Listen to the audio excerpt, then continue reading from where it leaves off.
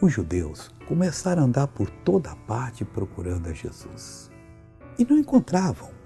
Até que quando eles chegaram, acharam do outro lado, Rabi, quando chegaste aqui? Aí Jesus disse para eles assim, trabalhai, isso é João 6,27, não pela comida que perece, mas pela comida que permanece para a vida eterna. Eles haviam comido o pão e os peixes que Jesus deu, estavam agora atrás de Jesus, não precisava trabalhar mais, agora, ó, vai ser. Se ele fizesse oração, a roupa deles não envelheceria, o sapato não gastaria. Então agora com Jesus eu faço, não, vocês estão enganados, vocês estão trabalhando atrás dos produtos, mas tem que trabalhar pela comida que permanece para a vida eterna, a qual o Filho do Homem vos dará, porque a este o Pai, Deus o selou. Ele foi selado para dar essa comida. Toda pessoa que recebe o ministério de Deus também está selada para dar essa comida.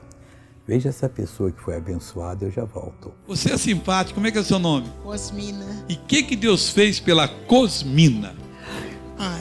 Eu não tinha...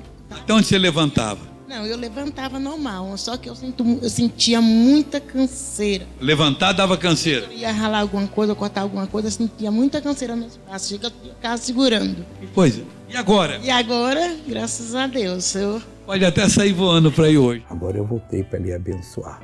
E vou fazer isso agora, Pai, como ministro da Tua palavra.